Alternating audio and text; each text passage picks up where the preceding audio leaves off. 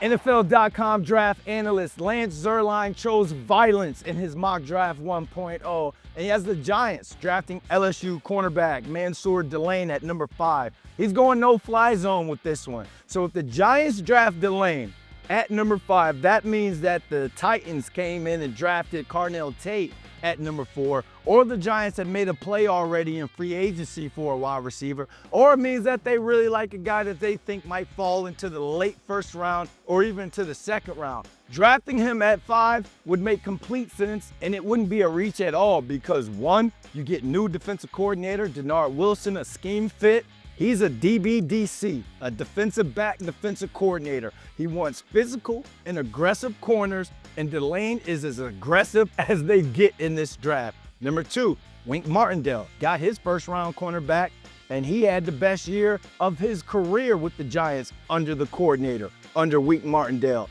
Number 3, it puts pressure on Paulson Adebo, and it also takes pressure off Paulson Adebo.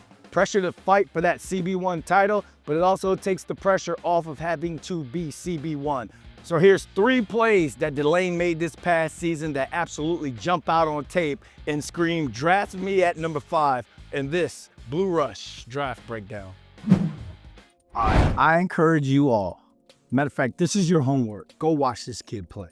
Go watch the tape from 2025, Mansoor Delane, best corner in this draft. He is the Derek Stingley Jr. He's the Denzel Ward, the Sauce Gardner of this draft class at corner. He's the guy that you take in that top 5, that top 10 range because this kid is absolutely like he's next. He's him. Let's watch this first play and then we're gonna break this thing down. Denard Wilson wants corners that can be aggressive and play press man at the line. Boom, huge play on a 4th and 5, I believe, against Clemson. Pass breakup in the 4th quarter. He's all over this wide receiver. This is what I want you guys to watch because I'm a wide receiver. And when I'm watching this, I can give this kid his flowers because of how much stress he put on this receiver to try and make a play and didn't even come up with the ball at the end. Look at where this receiver split is. We call this top of the numbers split right here. Look at where this receiver, the ball comes where he's trying to catch the ball at the end. I want you to keep an eye on that. But because of that, he's washed into his help because of Delane's technique, his aggressiveness, and his smarts by playing press man-to-man. He knows that he has help to the inside. Since his help is to the inside, he's going to wash and force this receiver to go inside to where the help is. This receiver's running that slant as we saw. So he's staying on his outside. That's his technique, staying outside, funneling him into his help. We have a 3-step slant here as a receiver. We want to try and beat him and get skinny as possible before we break it in because we want to keep as much space and distance away from the safety that's going to come down.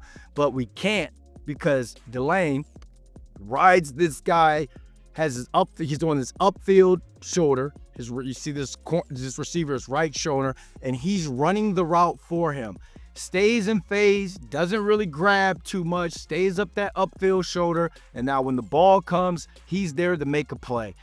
Big boy stuff right there. And when you're a D coordinator, you want a corner that can understand scheme. Look at him on that outside. Be careful there with maybe a little bit of grab, but it's a bang type play. He might not get called for that. He's there. You see the safety coming down, but he's right there on the upfield shoulder, ready to play this receiver's right hand, his upfield hand. It's hard for a receiver, or it's almost darn near impossible to catch it with his left hand, his inside hand. So he's attacking that right hand, that right arm, to make sure that receiver can't be comfortable and bring that ball in. And he's got his hand in there on the ball. That's THIS tape. That's lockdown. That's a corner that needs to be drafted in the top 5. Another thing I like about this kid, he can play. He plays with his eyes on the football. He's here at the field. He's the field corner. Let's watch him. That's a throw by Pavea that almost went the other way.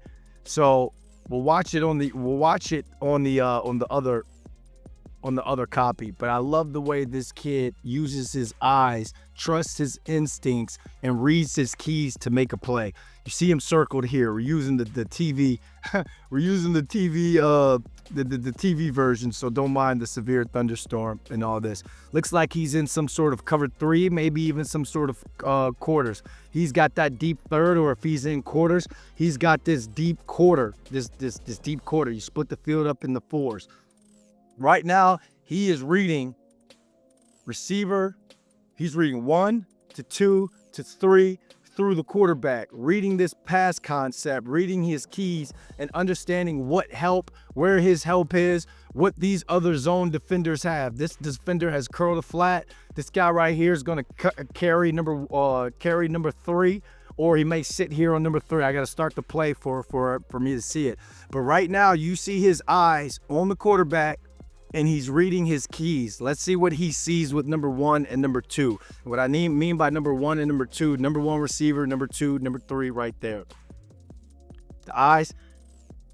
He sees a receiver stops. He sees there's some sort of seam route, but he's looking through to the quarterback. He's ready to play this seam route and get on this upfield shoulder if he has to, but he's reading the quarterback's shoulder, the quarterback's eyes, and it looks like this quarterback is ready to throw this football to this little hitch route or this little stop route out here. One thing I really want you guys to see is how this guy attacks, he closes, and he finishes on long throws, and he finishes when the football gets there. He's already driving, playing that upfield shoulder, and gets his hand in there to knock the ball away. If that ball is a half a second late, he's jumping that and he's going pick 6. But what I love, watch how look at how he drives on the football to make that play. You can see it here again. They slow it down. It doesn't do any justice when it slows it down. But now, at the point of contact with the football there, you've got the left arm to secure the tackle or secure the receiver. And now he's got the right arm going in there to attack the football and knock the ball away. Last play, we saw him attack the outside hand. This play, you saw him attack the inside hand because it's a longer throw for the quarterback to make it out there. He went inside to try and jump it and to make the interception, or to get the interception, the big play. Couldn't get there, so he does the next best thing, and he knocks the football away. This is the play that if you're a Giants scout, if you are Denard Wilson, if you're a Giants coach, a defensive coach, you're watching and you're saying, I want this kid to be in my secondary. He's right here. We've got a stack formation by the receivers. You've got some sort of cover 2 man look, I believe, some sort of man. It's a man-to-man look for sure. These two guys got to communicate. He knows who he has. This guy knows who he has. They're locked on man-to-man. In the NFL, you might play what we call I&O, in and out, but that's another story for another day. But let's watch the eyes here on Delane and how he makes a play on this football. Gets hands on, redirects, drives on the football, gets there, and gets a hand in there late. I absolutely love it. Gotta absolutely love it. I mean, look how physical and look how smart he is. Not only does he help the safety or the corner or nickel corner behind him by getting hands on this first receiver, he's getting hands on. So now this is kind of muddying up the water a little bit. Quarterback's going to be a little bit later with the throw because now he's getting some sort of press on the point man. Gets hands on, lets him go, pushes him to the outside to his man, doesn't let him to get inside and beat his help or that corner, helps that corner by not allowing number 1, the first receiver, to get inside and beat this corner and beat him on his leverage, lets him go.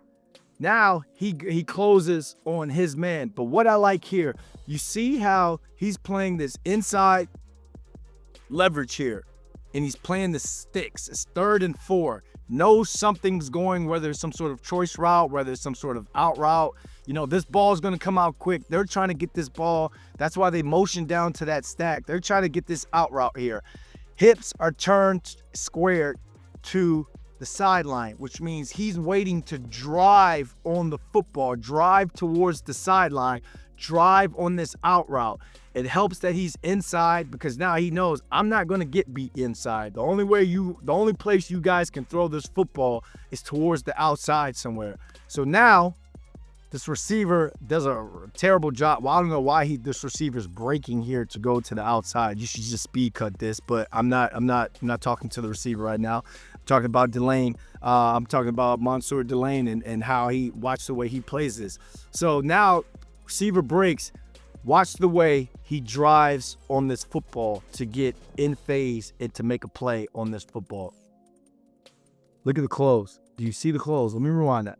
Look at how he closes. Let me play this full time. Look at how he closes on this football. At receiver, we're always taught to gain some sort of separation. We want this. Here's the separation right there. That's the separation, about a yard, yard and a half. Max separation, still about a yard, yard and a half. Now watch him close on this football. Step, okay, getting there, step, okay. Now he's in, and when the ball gets there to the receiver's hands, he is now recovered from a yard, maybe yard and a half of separation. He's now recovered to be in phase on the football. And he gets it out at the end. This guy finishes when the ball gets to the point of contact. That's what I'm telling y'all. Watch this throw. Quarterback kind of held on to this football a little bit too long. But watch how he gets it. He gets that left hand in there. And look, he's fighting until the end of the play. You don't see corners doing that too much. Yes, you do at DBU at LSU. Mansoor Delane is not a gamble. He's not a reach. This is a corner that can come in and start from the Giants and make plays and possibly maybe not all pro, but make a Pro Bowl in his first year, in his rookie year under a Denard Wilson scheme.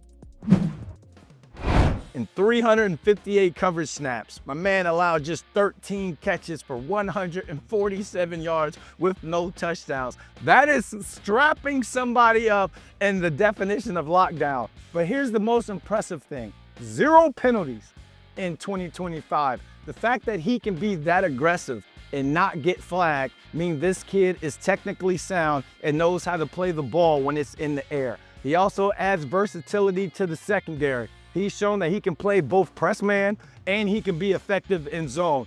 That's going to give Denard Wilson flexibility to press him on the outside on early downs, have some cheat help to the inside, disguise coverage, match receivers at all levels. The kid can do it all, and you can do a lot with him. A new DC with a DB background needs his shutdown corner for his defense. Pass rush is already there when it comes to the Giants. Grabbing Delane would add instant value to the secondary that needs help right now on the back end. If he's sitting there at 5, I take him.